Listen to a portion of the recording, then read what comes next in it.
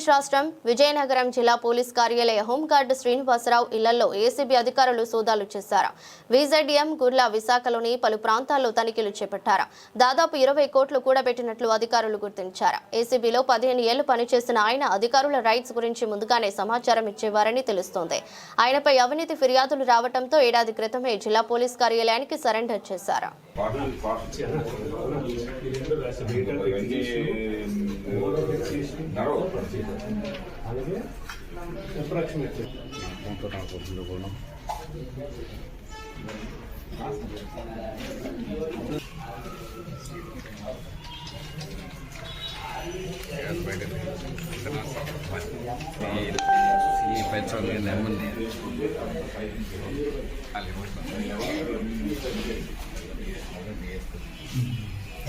ACB officer పనులు